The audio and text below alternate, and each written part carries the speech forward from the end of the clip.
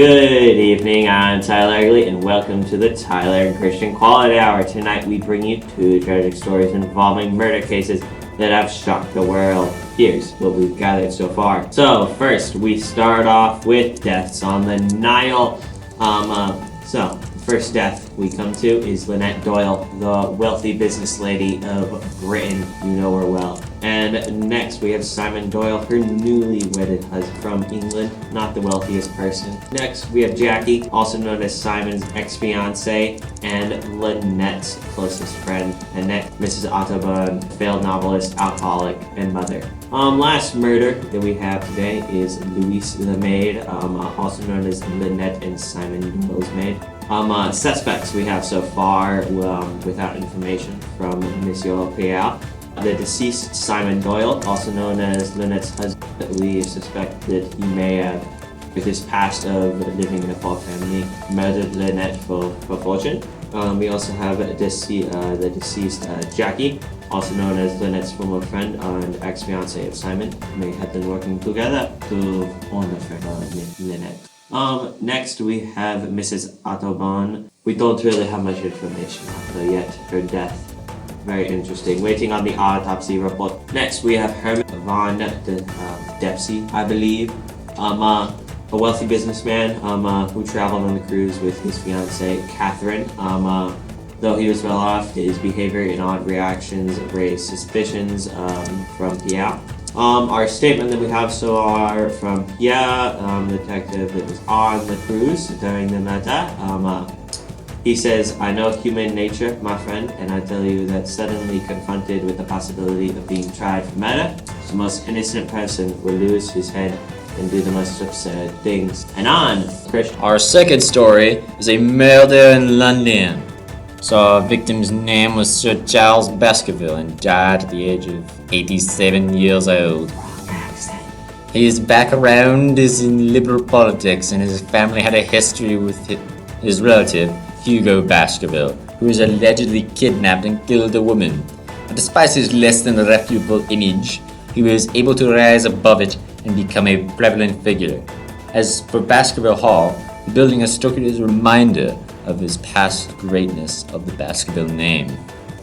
So far, whoever is involved in this investigation is the brilliant mind Sherlock Holmes of 22B Baker Street. You may know him from the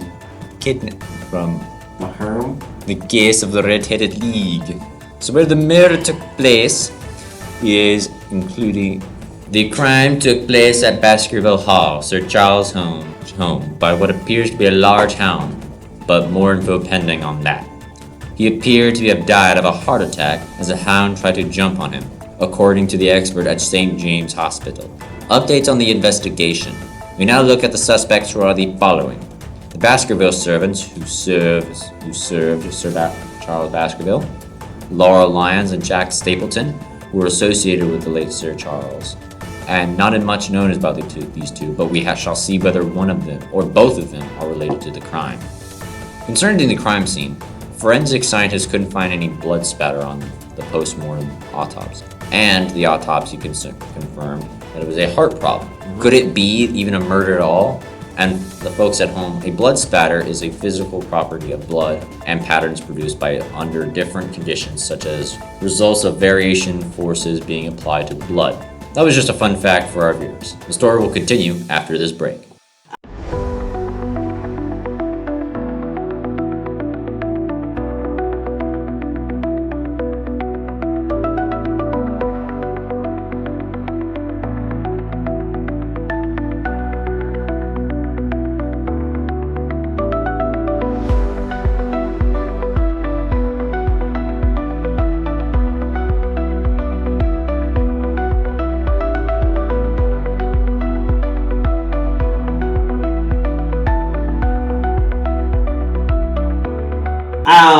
Welcome back from that break. We're going to get into the autopsy report of the death of the Nile.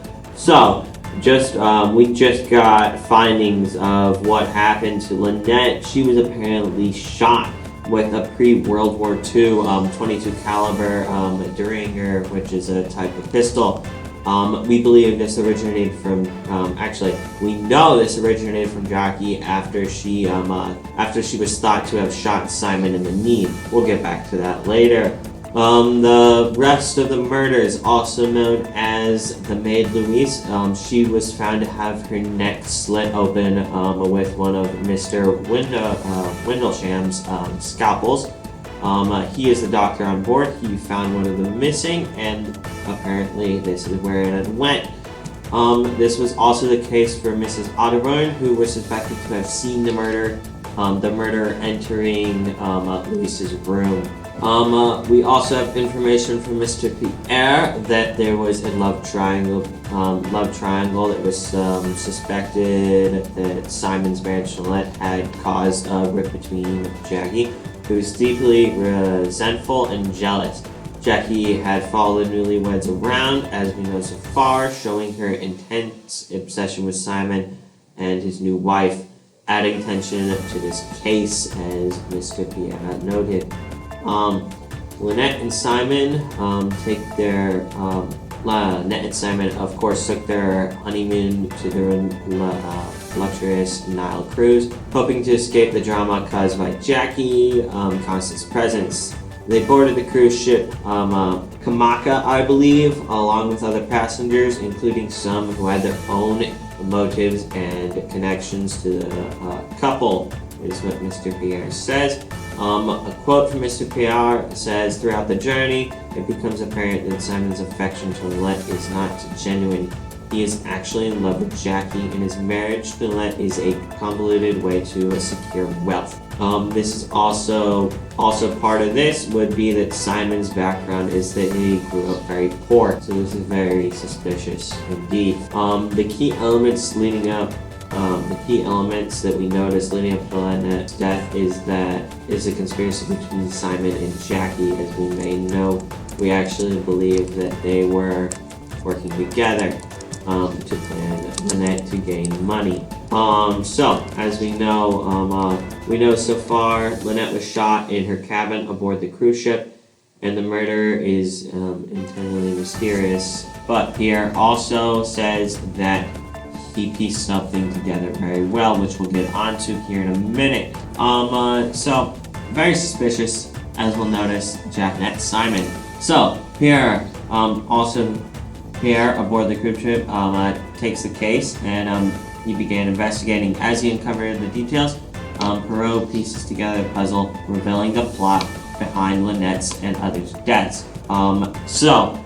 The end of this case is that Perot's investigation reveals Jackie and Simon had been working together to kill Lynette and take her fortune. Scared of both jail time, Jackie kills them both with one shot. And onto another part of this amazing story. Not really amazing, very bad story. Due to the deaths of tourists in the exotic location of Egypt, there's been a strong impact in the local tourism industry, which has a decline in visitors and the livelihood of others, as well as the local economy. On to Christian. Thank you, Tyler. Now, concerning the Baskerville story, we are just getting a quote from Sir Charles' nephew, Sir Henry, had to say this, and I quote, "My uncle is a fairly ordinary person, and I didn't see him much when I was in America. My father didn't say much about him either, other than that I must never see him. I now realize that I was wrong for that." He later stated that his father told stories of his brother in the Great War, and how his father described him as a very noble and brave to fight the Germans. He also said that his uncle would send a telegraph to his brother while he was in Amiens, when the war was nearly over, and he would be home soon. Now, despite his prestige, there has so far been no excitement about Sir Charles' death, even while he was a prevalent figure and a veteran of the war. And now, after Sir Henry's comment, there is a drastic news update. Sir Jack Stapleton, perpetrator that killed Sir Charles Baskerville, and is currently being arrested at his residence. Now later, he confessed to killing him with his trained dog, who he let loose into the moor and into the garden to frighten Sir Charles Baskerville. But he professed to not meaning to kill him, only to scare him, to give him his mansion, his manor, and his money. He was not left off jail time, but he was sentenced to 3 years in prison. We gotta have mercy on his soul and rest Sir Charles. And this has been Christian and Tyler's Quality Hour. Thank you all, and have a good night. Good night.